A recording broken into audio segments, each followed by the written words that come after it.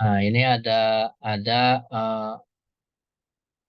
yang ini udah belum ya? Kalau nggak salah belum nih. Teman-teman coba lihat dulu ini nih. Mana ya? Nah, ini nih.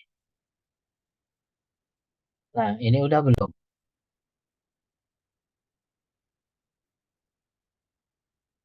Nih, yang ada gambar gambar motornya ini. Tuh, udah belum? Belum sepertinya, Pak. Belum ya. Ya, kalau di catatan saya belum. Takutnya saya lupa. Malumlah faktor U ya. Baik, kita mulai aja. Di sini ada masih berkaitan dengan inovasi dan creativity ya.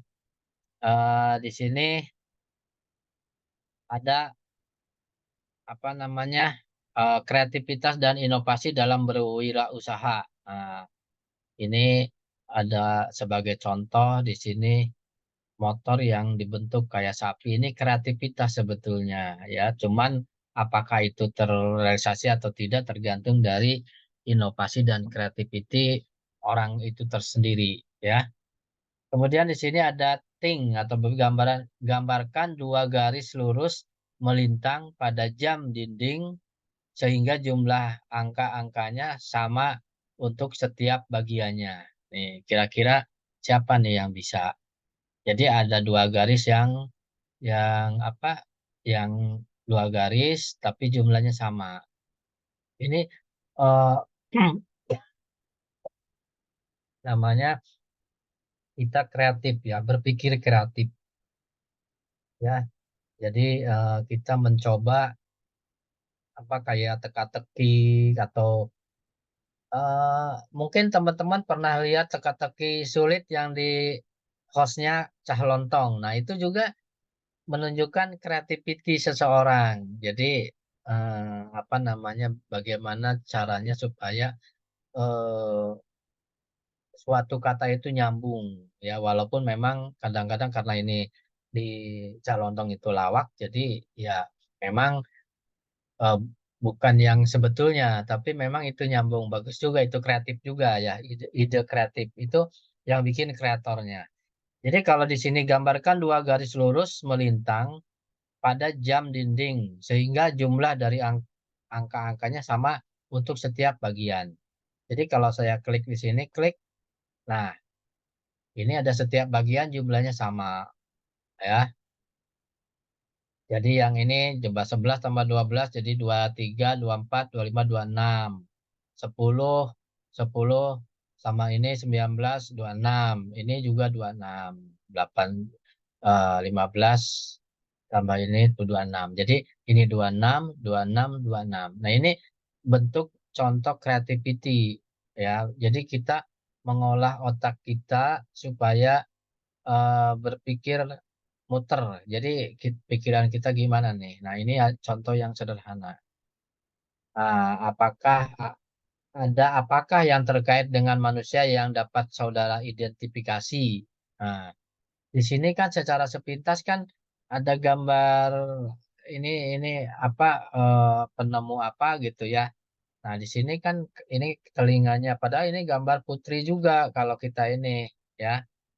Putri ini kayak tangannya. Ini padahal ini dog, dia anjing. Jadi sepintas ini kayak eh, gambar orang tapi ada telinganya. Nah, ini ya. Padahal di sini sebetulnya ini gambar orang tapi ada ibu-ibu atau tuan putri lagi gendong anaknya. Nah, ini kayak tangan tapi adalah anjingnya gitu ya. Jadi di sini ini kreatif. Jadi bikin suatu cerita. Jadi orang di sini sebetulnya kalau boleh teman-teman detail lagi, ini adalah kepalanya yang maaf yang pelontos. Ini ada Tuan Putri. Nah ini ada kakek-kakek tua. Mungkin teman-teman lihat nggak ini bentuk kakek-kakek tua. Iya, Pak, lihat. Nah, tapi kalau sepintas kan ini kayak matanya, hidungnya, terus ada bewoknya. Padahal ini ada kakek-kakek tua. Ya kalau dipisah-pisah ini tuan putrinya ini ada tangannya kayak kayak tangannya anjingnya jadi kalau di sepintas itu nggak kelihatan tapi kalau diteliti ini kakek tua pakai topi. Nah, ini bentuk kreatif ya. Jadi memadukan dari beberapa jadi suatu gambar yang menarik dan bisa dilihat ya. Jadi dari apakah yang terkait dengan manusia yang dapat saudara identifikasi? Nah, di sini ternyata ada beberapa eh, apa namanya orang tua di sini sebagai matanya itu adalah eh, istilahnya mukanya orang tua ini, kemudian ini hidungnya adalah tangannya orang tua, ini telinganya adalah tuan putrinya dan ini tangannya. Nah, ini bentuk kreativitas ya. Nah, ini apa nih? Ini adalah apakah yang tidak benar? Nah, yang tidak benar ini mungkin suaranya itu wop, wop ini bebek ya, bebek itu suaranya mungkin ini dalam hal suara ya. Kemudian di sini ada berpikir kreatif ya. Jadi berpikir kreatif di sini apakah yang disebut berpikir kreatif melihat dengan sudut pandang baru menemukan hubungan baru membentuk kombinasi baru ya. Melihat dengan sudut pandang baru menemukan hubungan baru dan membentuk kombinasi baru. Ini berpikir kreatif ya. Jadi eh, kayak tadi satu gambar yang orang tua sebagai kayak penemu itu sudut pandangnya oh ternyata dia bentuk orang, tapi itu perpaduan antara gambar orang tua, gambar putri sama gambar anjing di bawahnya. Nah, di sini ada menemukan hubungan baru, ya menemukan ternyata dari rangkaian gambar itu membentuk satu orang yang sebagai profesor yang penemu apa sih yang kayak zaman-zaman dulu itu zaman penemu Thomas Alva Edison kayak gitu kan bentuk-bentuk mukanya begitu ya. Terus di sini ada membentuk kombinasi baru. Jadi kombinasi baru di sini tadi perpaduan dari orang-orang tadi jadilah berbentuk eh, seorang penemu zaman-zaman dulu gitu ya ahli ya itu adalah berpikir kreatif. Kemudian di sini ada selanjutnya yaitu tentang melihat dengan sudut pandang baru. Nah, ini penjelasan dari yang tiga tadi, melihat dengan sudut pandang baru di sini sebenarnya masalah yang kita hadapi ya, yang kita hadapi tidak berubah, tetapi yang kita ubah adalah cara kita dalam memandang masalah tersebut melalui pola pikir positif. Misalnya memandang kegagalan sebagai sukses yang tertunda, bukan kegagalan sebagai alasan untuk frustasi. Nah, jadi kalau istilahnya masalah yang kita hadapi itu tidak berubah, tetapi yang kita ubah caranya. Jadi kalau kita memberikan motivasi sama orang yang gagal, contohnya misalkan ujiannya gagal atau skripsinya tidak lulus misalkan. Yang kita katakan jangan sampai, oh kamu tidak lulus, jangan, tapi dengan cara bahasa atau eh, masalah itu supaya kita bisa bisa membuat orang itu jadi termotivasi tidak tidak down gitu. Sehingga kalau ada yang gagal, kita ngomongnya bahwa kegagalan adalah merupakan kesuksesan yang tertunda. Nah, itu sebetulnya sangat bijak ya. Bukan berarti kegagalan itu udah kamu gagal. Nah, itu kan orang tambah frustasi. Tapi kalau dengan bahasa cara cara kita menyampaikannya itu orang itu akan tetap termotivasi walaupun intinya tetap dia itu gagal gitu. Cuman bahasanya yang membuat orang itu jadi bersemangat kembali. Jangan sampai udah gagal dibilang oh itu kamu itu gagal karena ini nih. Nah, itu tambah down. Tapi coba dirangkai kata-kata supaya orang itu tetap semangat. Oh, tenang aja. Kegagalan itu adalah kesuksesan yang tertunda. Ya. Kan itu jadi bijak. Jadi orang itu mendengarnya senang gitu. Jangan kadang-kadang orang kan tidak lihat perasaan orang lain. Oh, kamu tuh gagal karena nggak pernah belajar gini. Nah, itu malah ya, orang udah mah gagal, sakit, kecewa, tambah down lagi digituin ya. Tapi kalau dengan kata-kata yang bijak itu orang jadi seneng gitu ya. Gitu. Kayak misalnya contoh yang lain misalkan eh, apa ya? Misalkan ada orang yang tiba-tiba dia jatuh miskin. Ya itu sama aja mungkin mungkin bahasanya oh kamu itu udah dari pengusaha jadi orang miskin ya jangan begitu. Jadi bahasanya ya mungkin ini adalah roda berputar, kadang di atas, kadang di bawah. Jadi mungkin sekarang kamu lagi di bawah, pasti roda itu akan berputar ke atas lagi dan akan naik lagi. Jadi orang itu jadi senang gitu ya. Itu adalah salah satu cara kreativitas kita dalam hal mengolah kata-kata supaya pola pikirnya itu jadi positif ya, tidak tambah terpuruk ya. Kemudian di sini yang berikutnya yaitu tentang teknik create. Sorry, ini udah sampai mana nih? Nah, ini teknik create di sini ya, teknik create ya membuat kombinasi baru ya. Jadi kalau teknik kreativitas ini membuat kombinasi baru tadi. Jadi misalnya merangkai kata-kata, merangkai gambar jadi suatu gambar yang menarik ya. Kata-kata menjadi jadi kata-kata yang indah, yang enak didengar, yang membuat orang jadi tenang ya. Jadi kalau kalau lihat atau lihat ngelihat orang celaka itu jangan jangan panik. Gimana caranya supaya orang itu jadi walaupun memang sakit jadi membuat dia sakitnya hilang sejenak lah gitu. Kemudian yang kedua menggunakan input yang random, ya input yang random di sini ya tidak harus letter luck atau sesuai dengan buku, tapi random aja gitu, acak ya.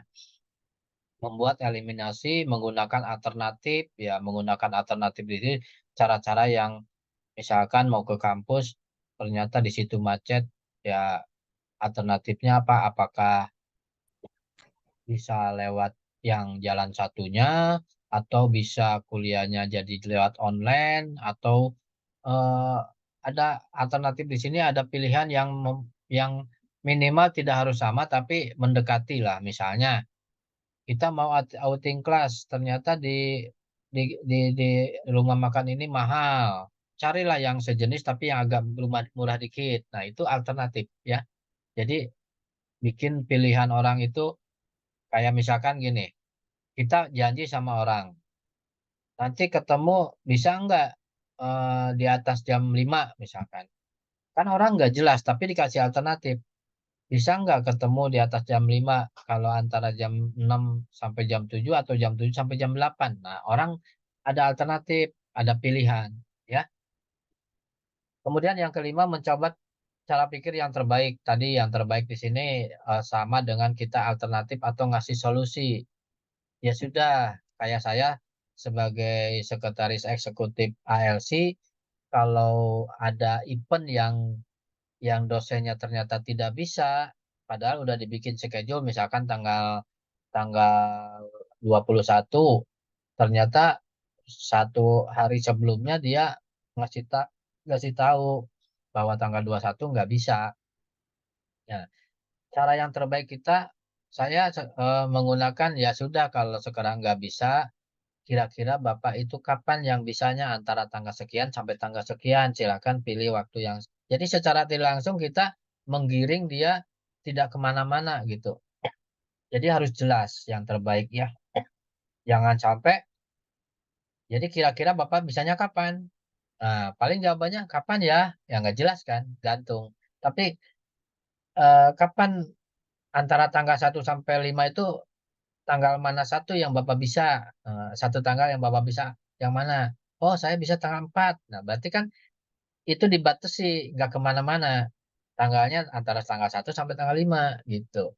Tapi kalau bahasanya Bapak, oke, sekarang Bapak nggak bisa.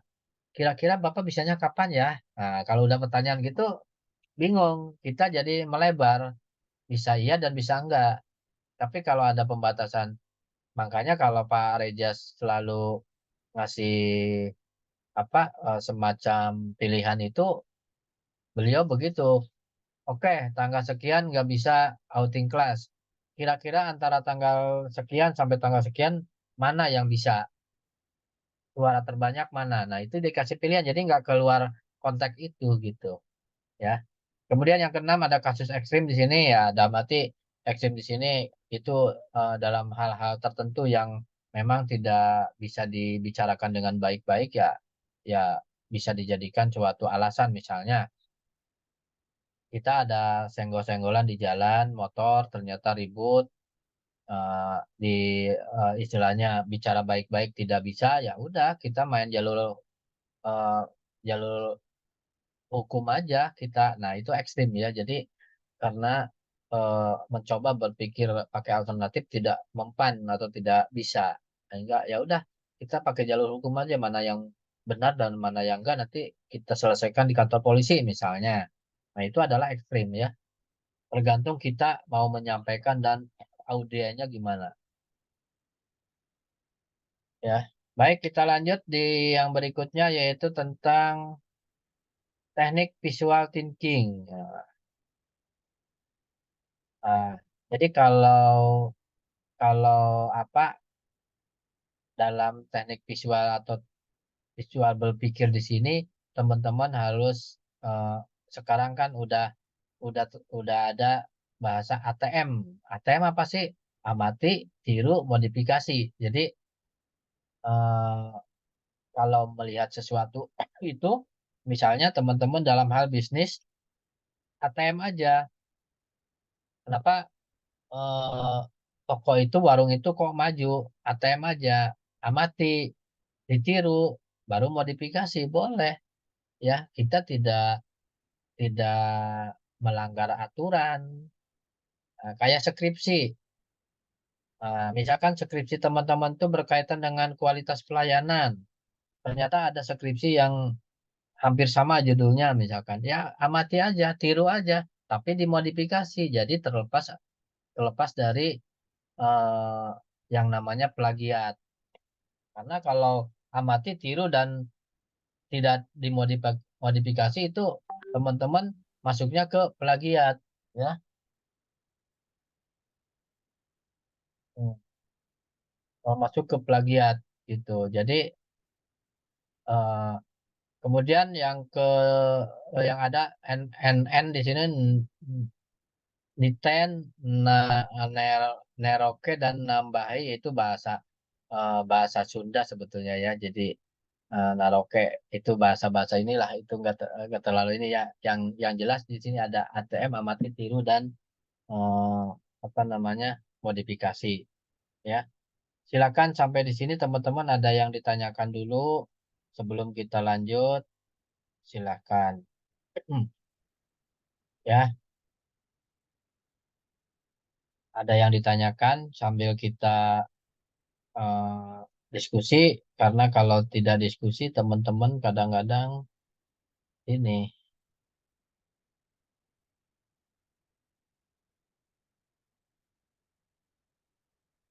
Jadi kalau kita menjadi seorang jiwa entrepreneur itu kita mempunyai teknik visual pemikiran visual itu ATM itu sebetulnya bagus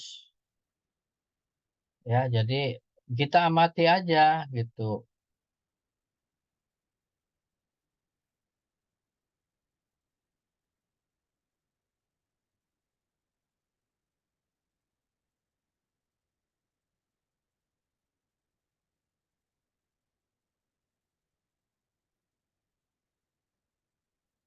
ya. Kemudian yang berikutnya yaitu eh, tentang kreativitas dan inovasi. Ya, mungkin saya yang ketiga kalinya menyatakan bahwa tentang arti kreativitas tidak apa-apa karena pengertian ini banyak hal ya.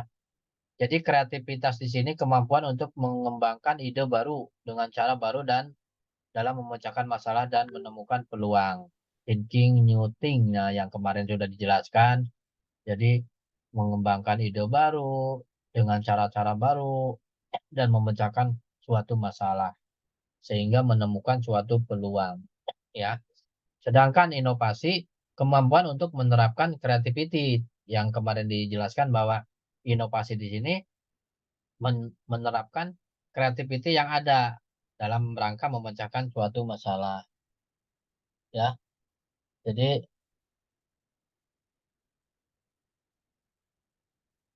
sebentar ini ada WA dari Pak Eka, Pak ini ya.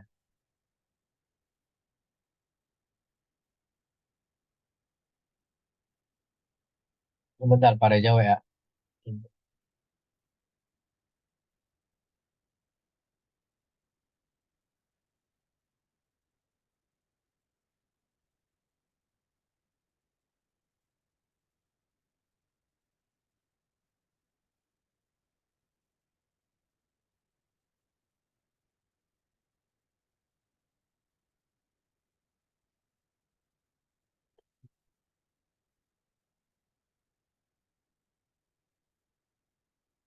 Silakan sambil teman-teman ada yang bertanya.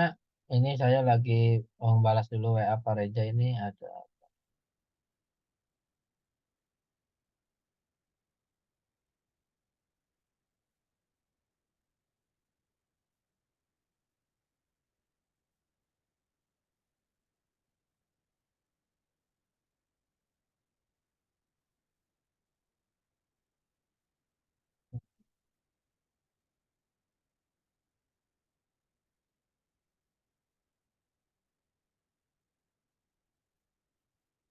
Baik, kita lanjut di materi berikutnya yaitu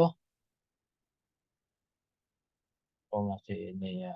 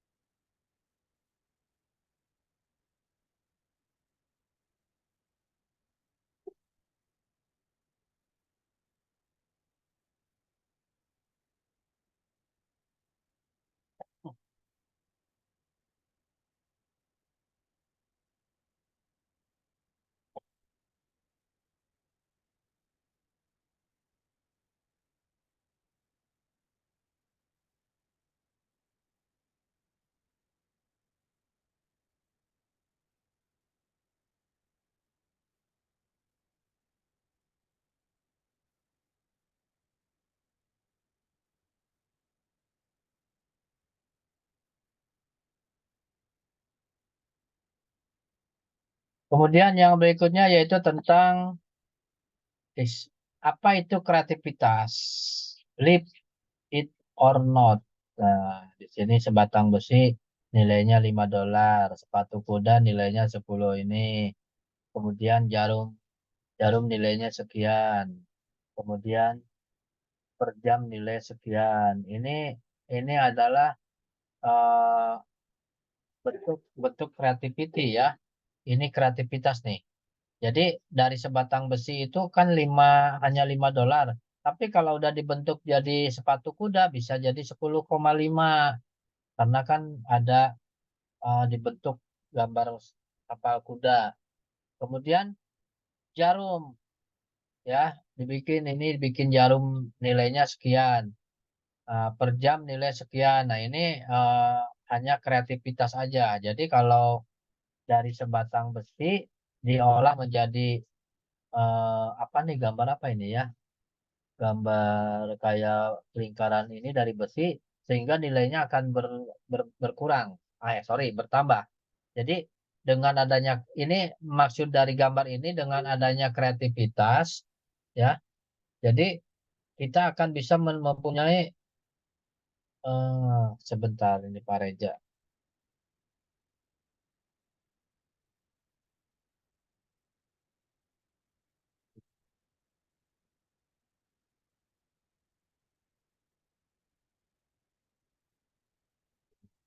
Ini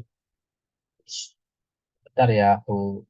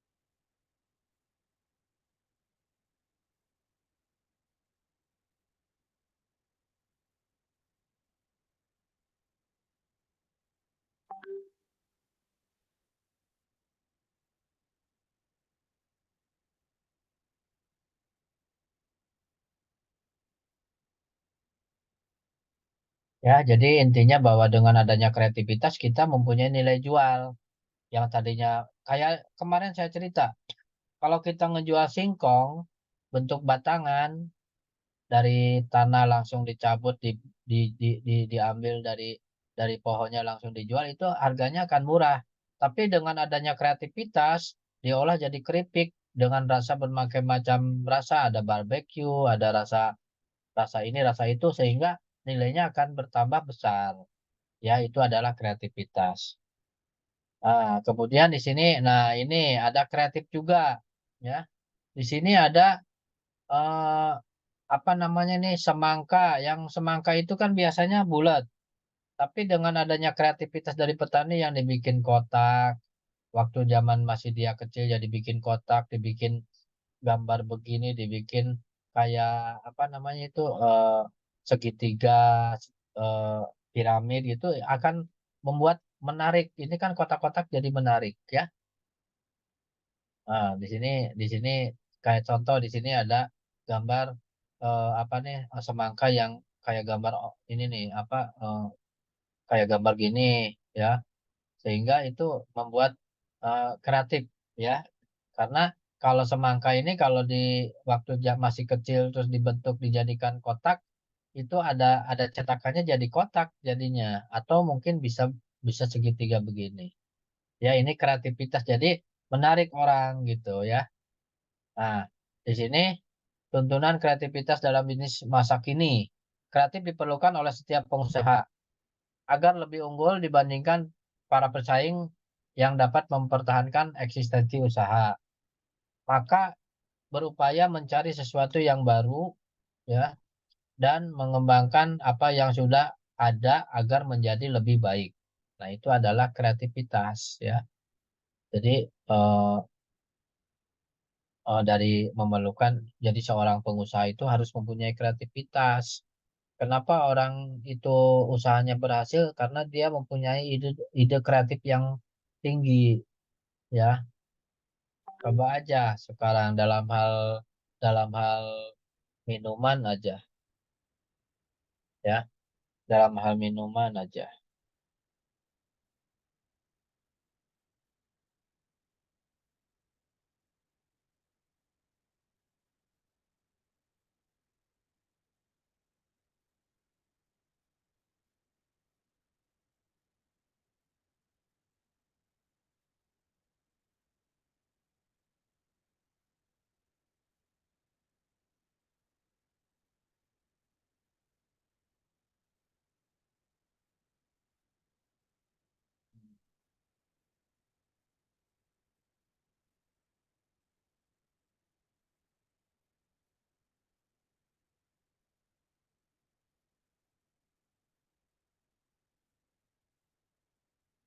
Kemudian di sini yang berikutnya yaitu tentang apa nih?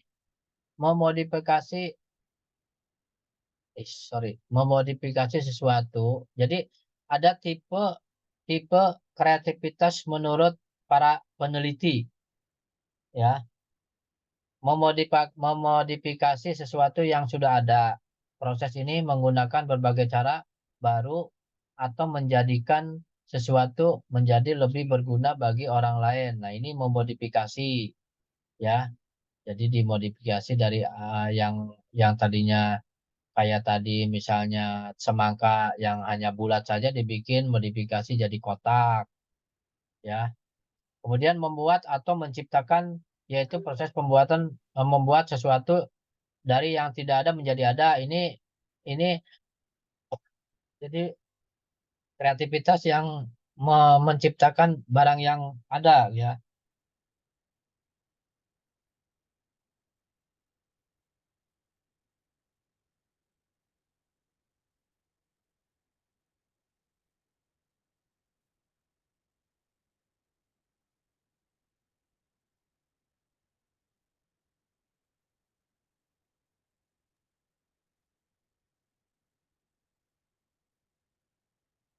Ya, terus yang ketiga di sini kreatif tipe yang kreatif mengkombinasikan dua hal atau lebih yang sebelumnya tidak saling berkaitan menjadi sesuatu yang lebih bermanfaat ya.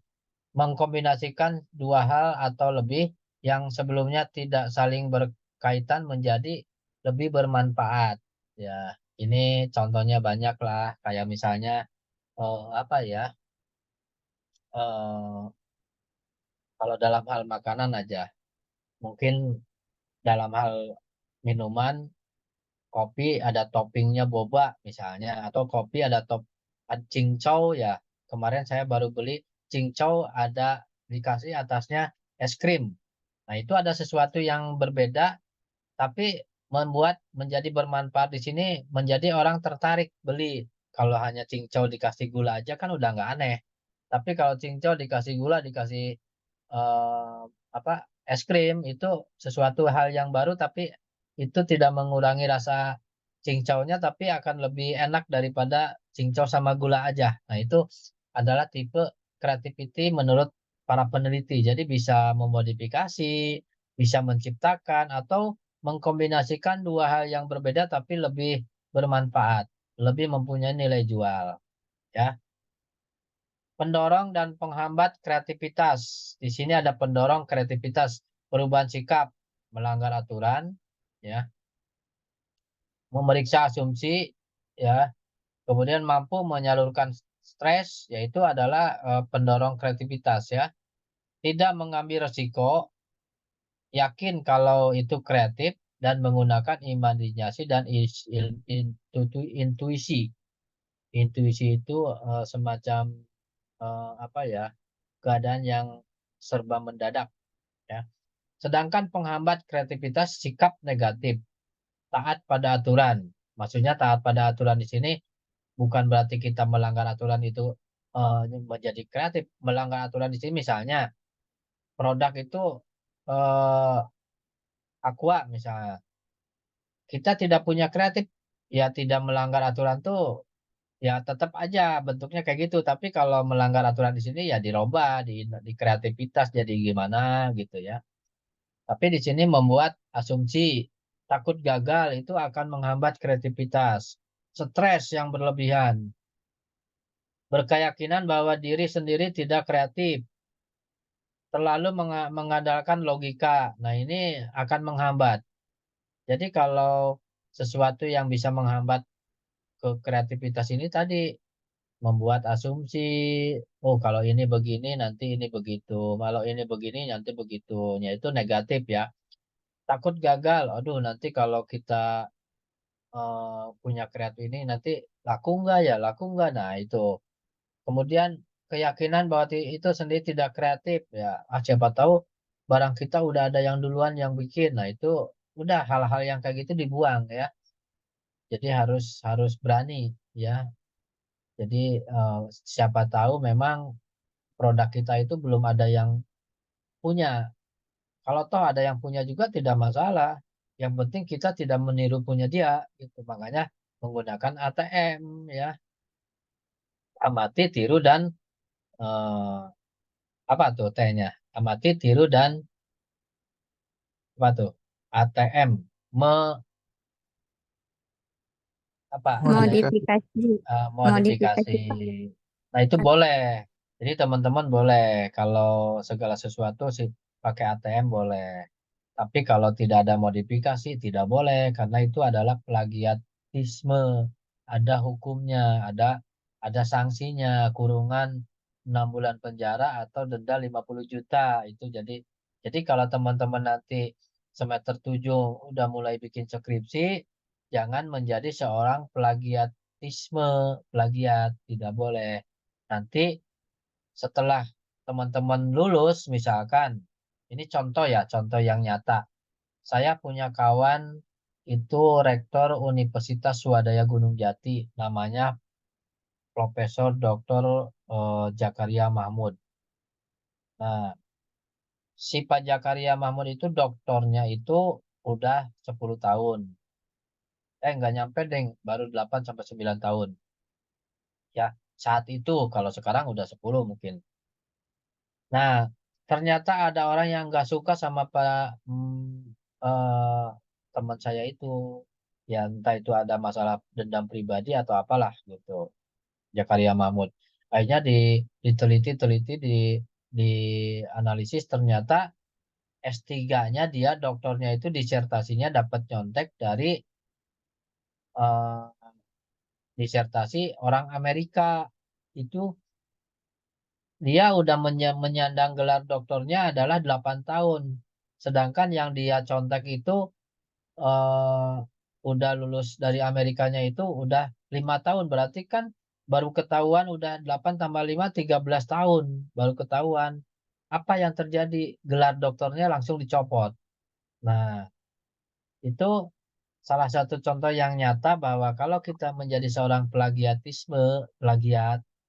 itu akan ada hukumnya. Minimal gelar kita yang susah payah dicapai karena skripsinya dapat plagiat dari punya orang, akhirnya dicopot. Ya, jadi ini saya sebagai eh, dosen dari teman-teman, baik itu tugas, skripsi, makalah, jangan nyontek ke punya orang. Ada pertanyaan begini, Pak, boleh nggak nyontek? Boleh, tapi dicantumkan penulisnya. Misalnya, teman-teman bikin skripsi, nyontek dari skripsi saya misalnya. Boleh, tapi nama sayanya dicantumkan. Jadi di situ menurut skripsi pendapat, menurut pendapat skripsi dari Indah Gumilang tahun sekian, halaman sekian bahwa, nah itu boleh.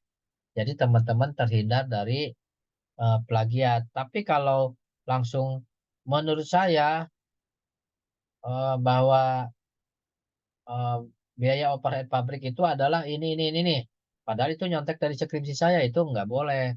Saya sebagai orang yang mempunyai tulisan itu akan bisa menuntut, baik itu mau kurungan atau mau denda.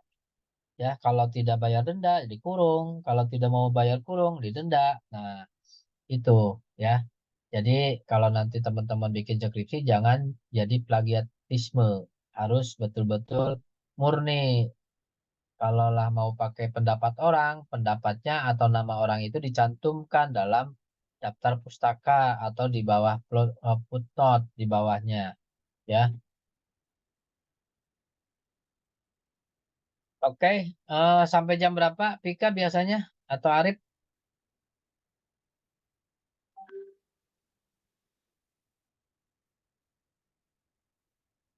Halo, sampai jam berapa? Jam 7, Pak. 7, sekarang udah lewat. Baik, kita pas jam 7 karena tadi saya masuk lewatnya lewat lebih ini. Silakan teman-teman kalau ada yang mau ditanyakan sebelum kita akhiri, tidak masalah seberapa lama kuliah, yang jelas materi teman-teman harus ada, harus nyampe, karena tugas dosen itu hanya 30% menyampaikan, sisanya silakan teman-teman mengeksplor sendiri. Ya, jadi eh, minggu depan masih ada 1 kali pertemuan, minggu depannya udah UTS. Siap-siap aja ada pertanyaan yang kira-kiranya ada dalam materi hari ini atau materi yang kemarin atau materi yang kemarinnya, ya itu silakan nanti teman-teman eh, lihat di UTS, ya. Silakan ada yang ditanyakan sampai di sini sebelum saya menutupnya dengan doa.